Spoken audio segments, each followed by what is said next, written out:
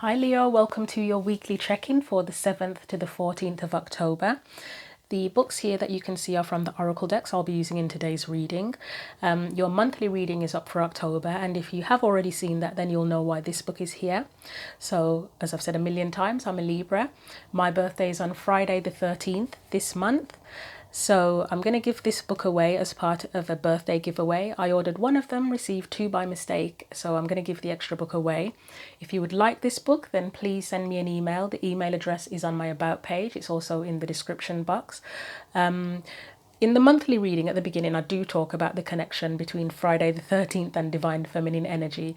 I will very likely be doing a reading, a special reading on my birthday as well, and probably a few other readings this week because we've got Pluto going direct in Capricorn on the 11th, Wednesday the 11th, which I'm grateful for. I mean, I've had Pluto in my 6th house for probably 14-ish years. I don't know, probably more than that. And I feel like it's been tough. So hopefully, I know it did leave Capricorn a while ago and went back in, and it's got a few more trips going back and forth in and out of Capricorn over the next year or two. But I will be very grateful when it is out of my 6th house for good, because yeah, it's done my head in, to be frank. Probably because I haven't handled the energy the best way, or it's just part of the process, isn't it, that it's very tough. We've also got a new moon and a solar eclipse in both in Libra on Saturday the 14th as well. So yeah, probably a few extra readings this week, special readings. But let's get into your weekly check-in. So we are going to start with your main theme with the tarot cards first of all. So what does Leo need to know for this weekly check-in for the 17th to the 14th of October? What does Leo need to know?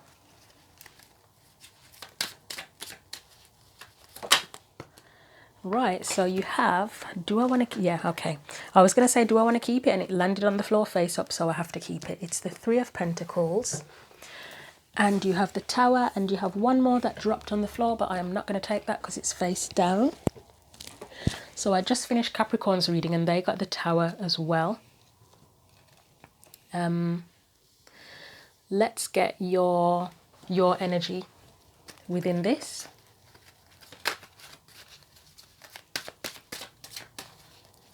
So what is Leo's energy within this? So you got, first of all, the Knight of Wands and the Nine of Wands in reverse. That's interesting. Capricorn got the Nine of Wands in reverse in part of the reading as well, and it was very, very significant for them. Let's get any external or surrounding energies for you.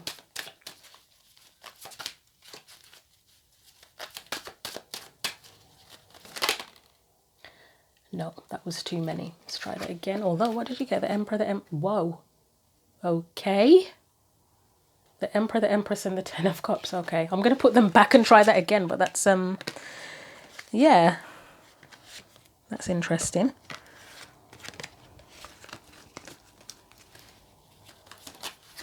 So, any external or surrounding energies for Leo? So you've got the Eight of Swords. And you have the Strength card as well.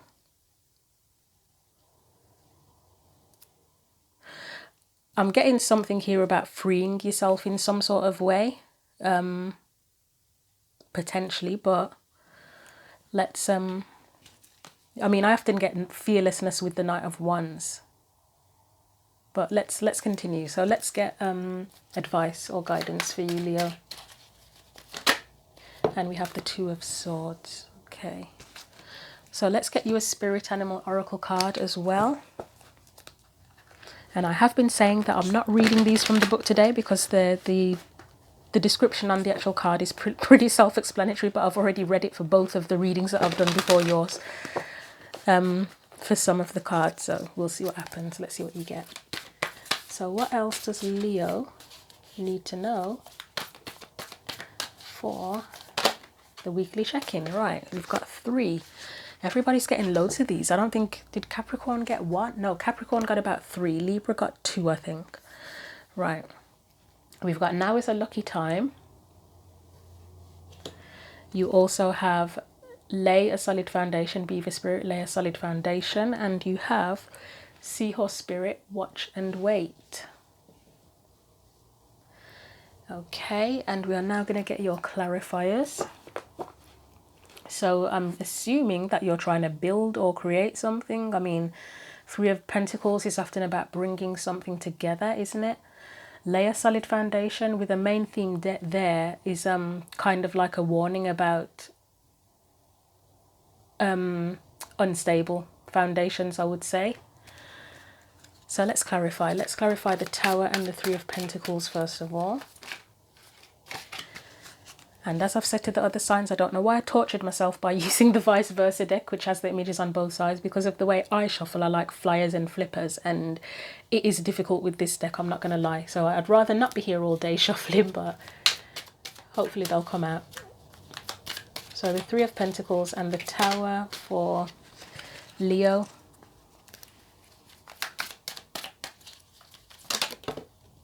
Yes, I'm going to take that. We've got the Two of Cups there.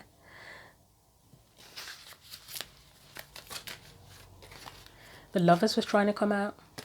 Leo, what's going on? First you get the Emperor and Empress with the Ten of Cups, then you get Two of Cups, then you get the Lovers. Okay, we've got the Seven of Cups here.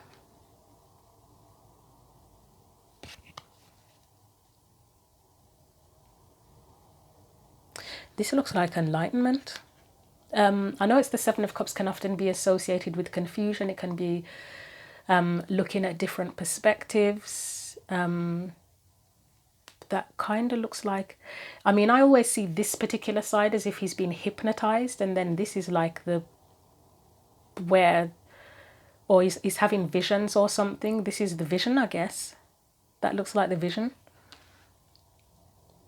which could potentially be enlightening. But let's see what else comes out for that. This is the King of Pentacles, is it? Queen of Pentacles you have there in reverse. Well, not in reverse, but the back of her. Anything, and you've got a rabbit in there as well, look. See, you've got a rabbit again. Anything else?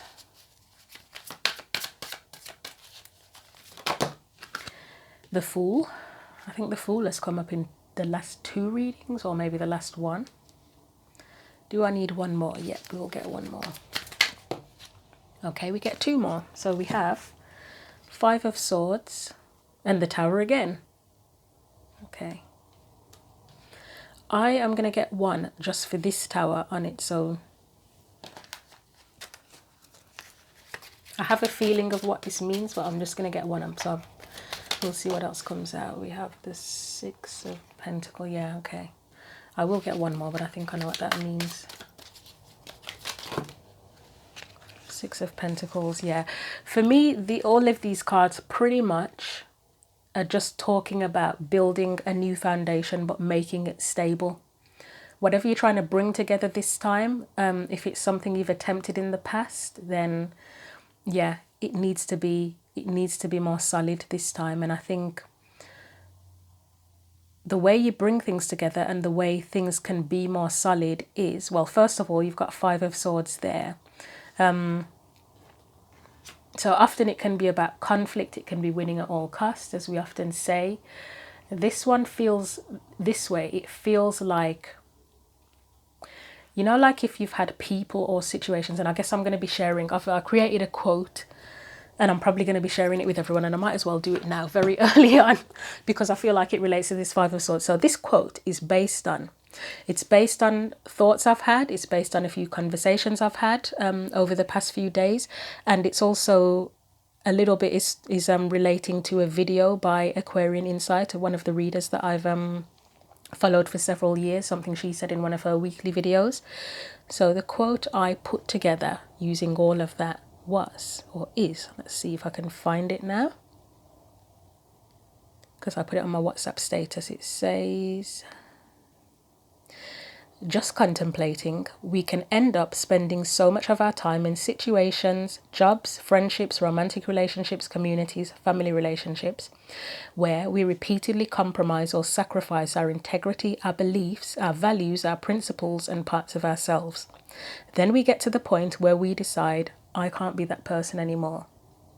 So in this card, I almost feel like it's you walking away, to be honest. I was going to say before, in relation to the little quote I've just said, that you are the one sending people away, or situations, or whatever it is, the energy in general, sending away anything that doesn't match your integrity, anything where you've had to compromise or sacrifice your integrity. But I'm getting a weird feeling that this is you walking away from any of that. And here, yeah, it's strange. I almost feel like that's you, where you've been downtrodden, and where you have sacrificed your integrity, and that's that energy of oppression, I guess, is the easiest way to put it. And it's you walking away from anything like that, like that energy of I can't be that person anymore, so you walk away.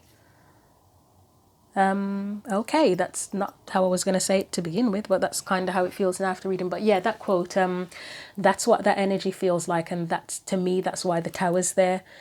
Anything that you've built on like false beliefs, false values. And it's not to say that you may have already been aware that they were false, but sometimes we just feel obligated, or we don't see any other way to do something, so we go along with it, don't we? Because it's like, well, I don't know any other way, what else can I do? So you go along with it, but it's not real, it's false, it's an illusion, which Seven of Cups can be associated with illusions as well. But it's kind of like you may be kind of liberating yourself from that and it's walking away. And the tower here, that's where you let it fall down, or you've let it fall down, because in this side, I know there's still like this lightning is still struck, but this side is more when it's fresh.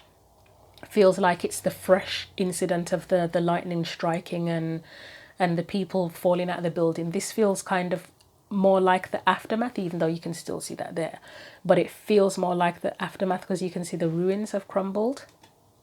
So it's like you've already walked away from that kind of oppressive energy. Yeah. And then here, this is so Six of Cups is the past, so it could be talking about however you build things now, it has to be different, done differently from the way you've done it before. But this Six of Pentacles, it has to be a more balanced and harmonious way of doing things, however you move forward. But let's look at these as well. Two of Cups, you've got Two of Cups, Seven of Cups. What did I say? I said that was almost like the person was having visions and being enlightened. Maybe it is. I mean, the Seven of Cups isn't usually about enlightenment, but if you're looking at different perspectives, then you could potentially be enlightened, couldn't you, really? You've got the Two of Cups there. You've got the Three of Pentacles, which is about bringing things together. So the Two of Cups here can be things that are in alignment with you, rebuilding in a way that is more, again, more collaborative, more equal. It matches your cup, it matches your energy, it matches your vibration, it matches who you are, your values, your integrity, your beliefs.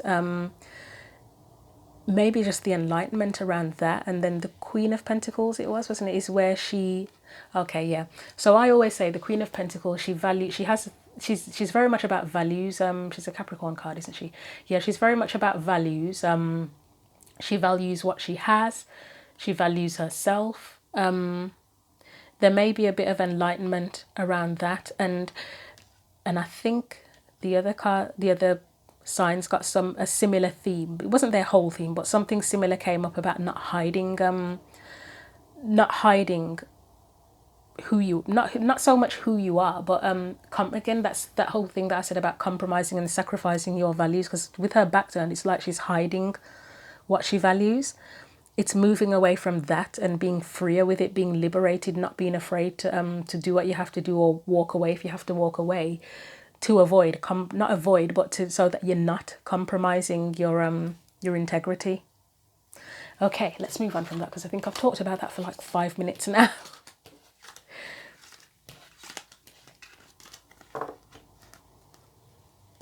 So it's kind of letting go in a way, isn't it? Surrendering, sacrificing, whatever you want to call it. Let's look at your specific energy, that Knight of Wands. I'm getting with this. So you've got Knight of Wands and Nine of Wands. So I always say the Knight of Wands is very fearless. Like, you're not going to hold the Knight of Wands. Like, they're the ones that would probably say the most inappropriate thing, because they don't have a filter. The Nine of Wands, for me, it can be about resilience. It can be about resilience. It can be defensive. Here, it looks like, I mean, it is good to stand up for yourself, but you know, if you've been put in positions or situations where you are always having to defend yourself, and it's like, well, yeah, stand up for yourself, but then defensiveness and standing up for yourself is slightly different, aren't they? Like, defensiveness is where people are beating you down, aren't they? Where standing up to someone is where you stand up and then they can't kind of beat you down. So it feels like here, it's no more, it's a sense of no more being beaten down, no more being downtrodden, no more having to be so defensive about things. You're just fearless, you're going off, you do anything, you're not worrying about what anybody thinks, what anybody says, you're just getting on with it and not defending your beliefs or your values or your standards or anything you're doing. So let's clarify the Nine of Wands and Knight of Wands. I mean, what tried to pop out? It was, this one tried to pop out, Nine of Pentacles, which is about independence, isn't it? Anything else? But, however, with the Nine of Pentacles, she can be in a bit of a gilded cage at times. So that, how would you defend yourself if you feel like you're being attacked all the time? One of the ways you might defend yourself is by shutting yourself off from everybody and staying in like a protective sanctuary where you never have to stand up for yourself.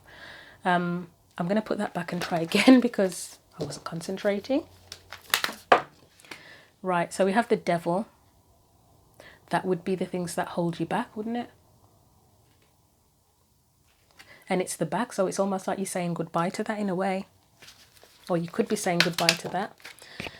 We have the Eight of Swords. Again, another restrictive card, a card of holding back. However, oh yeah, you can see. I was going to say, the front version, you can't really see the sword. Or you can see the sword, her sword of truth that she has here. But would you know that she has it stuck down the ropes? You wouldn't really know that, would you? You might think it's just sticking in the ground behind her. But here, it's like she's got her sword of truth hidden behind her back, tied up. Again, it's that Nine of Wands feeling of no more having to be defensive or hide who you are, hide what you think, hide what your values are. And then eagles for me are often about seeing the bigger picture of things. And you've got the eagle up there. Is it in here? No. Seeing the bigger picture. I mean, he's seen the bigger picture, isn't he? He's seen that she's hiding the truth behind her back. And it's tied up, even though she could probably, the sword could easily probably fall out, to be frank. But seeing the truth. I will get one more.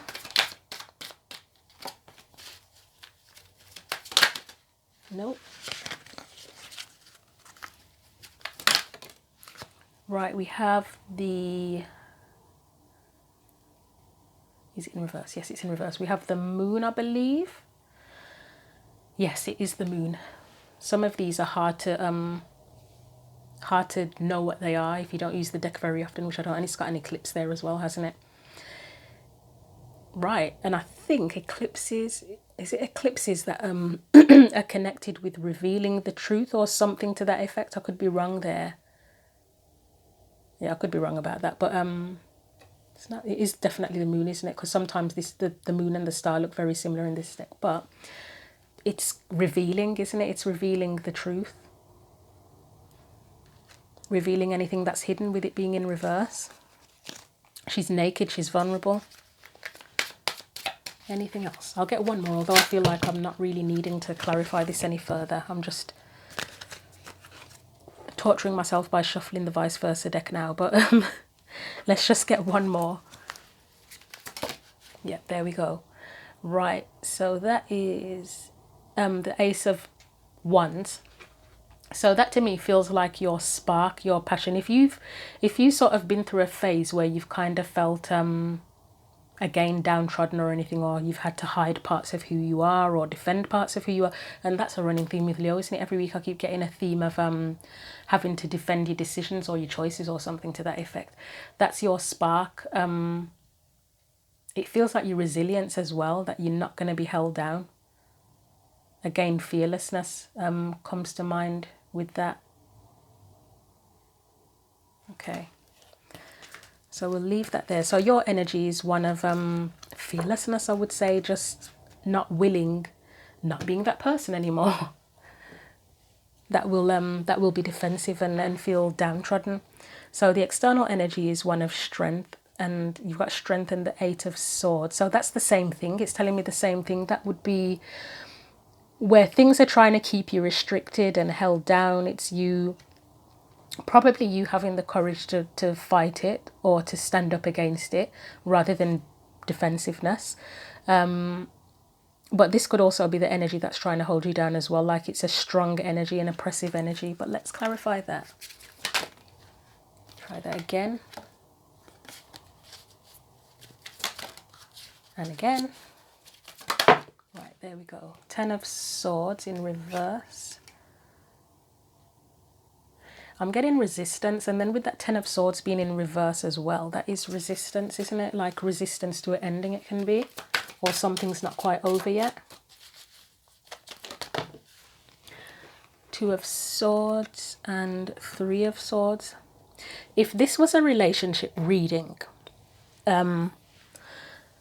with these cards here, I would say that would be a situation where you are with someone where you probably are ready to go, but you're being held, like the other person, if this was an external energy, doesn't want you to go. That's what it would feel like somebody's still holding on and doesn't want it to end, and doesn't want to see the truth, to be frank, with the 2 of Swords, doesn't want to get hurt. As a general reading, it could be others around you. That could be the energy of others around you. It may or may not be a romantic relationship, but it's the energy around you of maybe others not accepting that you are not that person anymore. I'm going to keep saying that now. I'm not going to use it as a title, but yeah. Others' resistance to accepting that you are not the person who will compromise and sacrifice anymore. Let's get one more for that.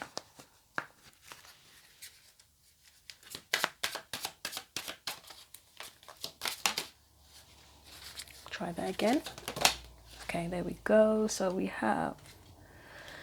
got the Chariot, we've got the Ace of Cups, and we've got the 10 of Cups. Yeah, it's almost like, well, it's not almost like, it's like you not being that person anymore, the sacrificial lamb, or whatever you want to call it, if I'm going to get dramatic. You going off on your own path and focusing on your own cup and your own fulfillment. It's probably hurting someone, but that's not your problem. If you know that you're moving in integrity and that you're not just being an arsehole for the sake of being an arsehole, then, and you're just being true to yourself and honouring yourself, then that can't be your problem. That's a them problem. So yeah, that's what that feels like.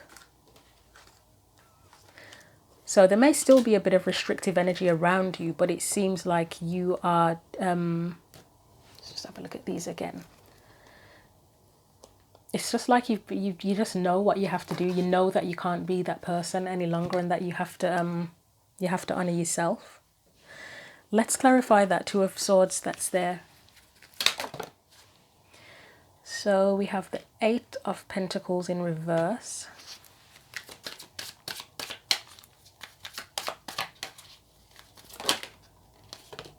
Okay, it fell off, so it's going to get okay. Right, this King of Swords has come up. I'm pretty sure it came up in the last 2 readings that are recorded before yours. And it very much felt like standing strong in your principles. I'll see what else comes after it, but it came up with the back facing repeatedly in the other readings as well. So it was about not hiding your, no longer hiding your principles or keeping them to yourself. So let's see what else comes up with this. We have the 3 of Pentacles, and yeah, that does feel like principles, I'll be honest with you.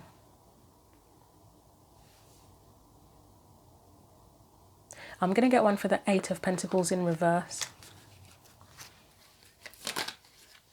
I would say this 2 of Swords is more, obviously the 2 of Swords can be about stalemates and not trusting your intuition. I feel like it's just a bit of a warning, or just telling you to trust what you know, trust yourself more, honour yourself more. 8 of Pentacles, please, anything for that.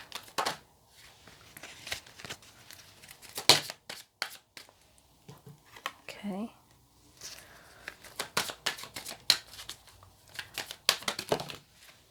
And then we have the Queen of Wands. She was in reverse in the last one, or the rear side, or was it the front? I can't remember, but she was this way for this one. I think it's going to take effort. I think that's what it's telling me, is that If you want to work together, whether it means work together literally at work or just in friendships, family, romantic relationships, whatever, if you want to work with people more effectively, you really are going to have to just be open and honest about what your integrity and your beliefs and your values are. You can't hide them. It will take effort. Maybe it means it will take practice as well, because the Eight of Pentacles can be about practice too.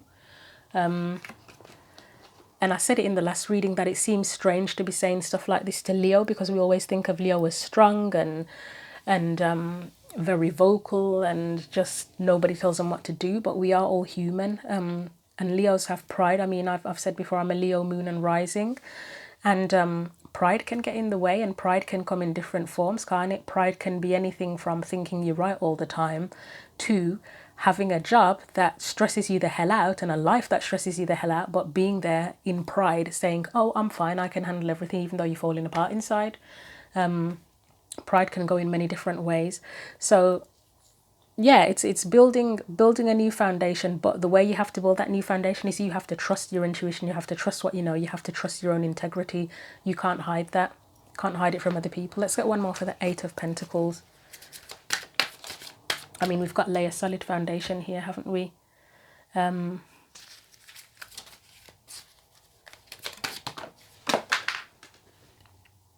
Right, we've got that, yeah. So when one of the other signs had this in a reading, Two of Pentacles up and down, it felt like juggling, not just principles, but like juggling between your principles and values and whatever, and other people's principles and values. And it's saying here, not you have to drop the balls. That's the thing that I've come up with now about dropping the balls. You have to drop the balls. You've got no business balancing others' integrity or beliefs or whatever and yours. You know what I mean? I mean, yes, there are times that you do have to compromise, but you have to trust yourself first, I think is the message there. So yeah, in order to lay solid foundations, trust yourself first, and then you watch and wait and you see what happens. Now is a lucky time. It's the perfect time to do this, to put this into action and then see what happens. So I think that's all I will be taking for this at present. And I'll get you a final oracle message from the Sacred Rebels deck, which is one of my favourite decks as well.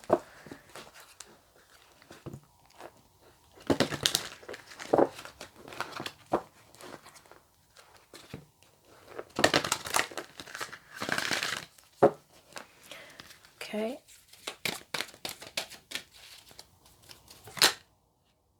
Yep. Okay. You get defend to the end, the worthwhile, and I don't know if you can see this, that an owl in there as well. Looks like an owl. And you also get focus on the light. So I'm going to read you these two messages, which are rather long. So if you hate long messages, skip to the end. But it will benefit you more if you watch it. 23. I keep saying I'm being haunted by the number 23, and here it is again. So number 23, defend to the end, the worthwhile.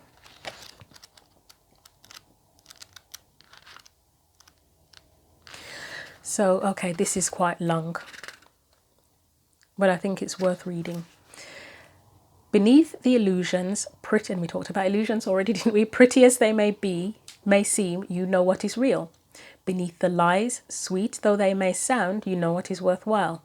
All that is genuinely and truly essential for the heart to throb with life is worthwhile.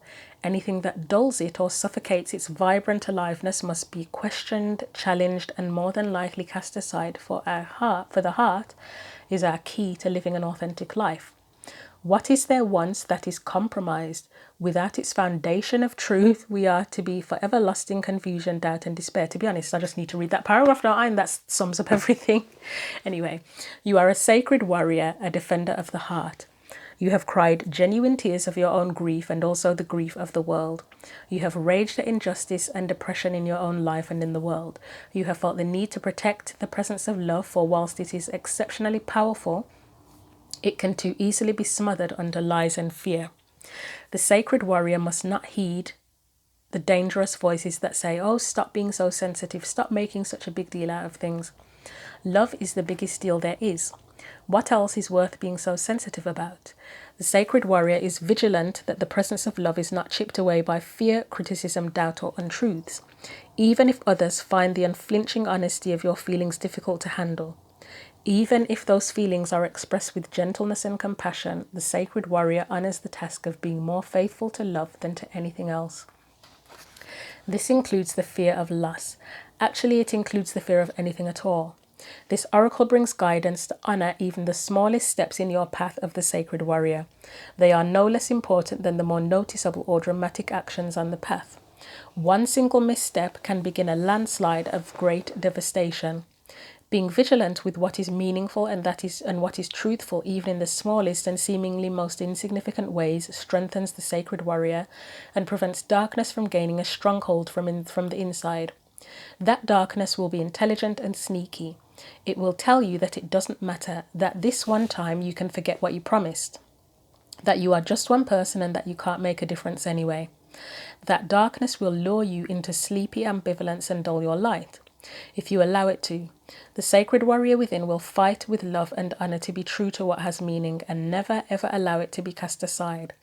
Even if it seems easier in the moment, the sacred warrior finds joy and humor in life to prevent the seriousness of the task from stifling the heart that just wants to live and be free. The joy brings strength to the warrior and an expanded, relaxed awareness that can sense the presence of fear, whether it is masked as anger, hate, or doubt, and immediately respond to it with fierce compassion. The sacred warrior will not allow fear to gain a stronghold within the heart. This oracle has special guidance for you. You are being asked to stay strong and stand your ground. This might be in a big emotional journey that feels like the fight of your life. It may be in a matter that does not seem to hold much importance. Perhaps, for example, you are contemplating an idea that you feel could be something, but those around you declare it is nothing much, too impractical, too little, or too much. However, what is happening or soon will be happening is worthwhile. So hold tight. Ask for help through the healing process below. Stay true to the sacred warrior of love that you are and defend to the end all that is worthwhile. This oracle card gains even more significance for you if you have also drawn the oracle of new birth guarded vigilantly in your reading. If you intuitively feel guided to read the message below for that card, do so after you complete the healing process below. Okay, so I don't usually read the healing process. I mean, if anybody wants me to start reading them, let me know in the comment section, but I don't usually go that far. Yeah, so that, I mean, stand your ground. It pretty much sums it up. I think it sums it up better than I did. Let's do focus on the light, although I am now losing my voice from reading large amounts in one go without a break. So, wow, this message is rather long as well, but let's go for it. So 37, focus on the light. A tremendous force of light is gathering around you. It is attracted to the purity of your intention to create from your heart. As your intention grows, so does the light. As the light grows, so does your intention. Magic wants to happen for you now. The synchronicity, perfect timing, opportunities, and information that are all needed will seem to be drawn right to your door. You may start to feel as if you cannot walk outside without stumbling into something helpful, wonderful, and inspiring. You might be startled as this interplay of light with your heart evokes many new successes and attracts an abundance of opportunities your way. You may need to adjust as the field of light grows stronger and its effect becomes more palpable. It may bring rather dramatic improvements into your world. You may be uncomfortable or feel out of your depth with these changes. This would be understandable, but it would be a shame for you to hold on to that resistance for anything more than a brief moment. Any resistance or fear will inhibit the continuing free flow of the light so that it can manifest its beauty through you in the physical world where it is needed. It is best to stay focused on your pure heart and intentions. Just allow all else to happen of its own accord, without making it mean anything too personal. Simply let it be the workings of the great light of love flowing through a pure heart and touching the world, even if that light is drawn to you and flows through you, has some dazzling effects. You don't have to get caught up in it. Doing so might start you worrying that you are unworthy or that you are unable to keep up. This worry will constrict possibilities rather than allowing the free flow of the light. You have permission simply to be appreciative of the light and to enjoy it as you continue to focus on what really matters, the pure intention of your heart and your desire to create. If you are not sure what this means or how it would look on a practical level, consider this example. A service-oriented business becomes very successful financially and gains considerable commercial power, which can be used to help promote its message or assist other organizations in gaining exposure to the public. Of course, that power could be used in less pure ways, such as boosting personal ego rather than promoting the agenda of the heart. Power games and politics might start erupting as the people grab for their share and suddenly the purity of the project begins to crumble. Sometimes success can be like a powerful mirror and a shining searchlight as it shows up what was already within someone or a group of people. Under the spotlight of success, it is more intense, amplified, and obvious. This can give us an opportunity to sow the seeds of our own destruction or to work on what arises from a heart-centered perspective to create a firmer foundation that supports even greater attainment. How would that work in this example? By returning attention to the heart of why the business was started in the first place. It is wise to maintain focus on the pure original motivation for the work rather than shifting course to focus on money or influence. The latter are not bad per se, but they are a rather different vibration. They are a rather different vibration, focused on personal gain rather than heart-centered contribution. When focus shifts from the heart, the underlying energy of any creative project can become contaminated with lower vibrational forces such as fear, which is behind greed, for example. If this is not rectified, that business or creative project will begin to change. It will lose the luster of its original purpose that made it so attractive and magnetic to the light. Its continued ability to grow as a light in the world is diminished. It may end up becoming just another corporate machine, successful according to more conventional measures or not. The genuine heart-centered success that creates a win-win field of energy for all involved can only be attained, nurtured and expanded when those creating the project or business remain focused on the purity of their own original intentions. This oracle brings an assurance of success of the highest order, not just commercially but from the heart. It will manifest as a highly valuable offering to the world. This applies to a project, endeavor, or organization in which you are involved. Your heart will help you realize which group or project it applies to. It may be more than one. However, you must stay focused. Enjoy the glittering lights of success, but don't be distracted by them. Stay on point with what you want to create and why. Stay true to yourself. This oracle also brings another message. Don't be distracted by other paths around you at this time, as you are too close to succeeding on the one you are on now. Diluting your energies in the pursuit of too much will slow down your success, and the world needs your light to shine sooner rather than later. In time, you may diversify and explore other ways to express yourself, but for now, build what you are working on and know that success is coming swiftly. And I think that's it, and I may not be able to speak for the rest of the day. I think I might save that message and read it again later because I feel like there's a lot in there that's relevant to me too. Right, if you have managed to stay through all of that, thank you very much. Hopefully the message was helpful to you. I will say I'm gonna start saying this now in the videos. I haven't the whole time I've had the channel. I haven't been saying it because I just feel like let people do whatever they want to do. I know I often say feel free to comment if you would like to. I am now also going to start to say feel free to like the video if you liked it, share it if you feel you want to share it, and subscribe to the channel if you would like to subscribe to the channel. Other than that, thank you for watching the video, and until the next reading, take care.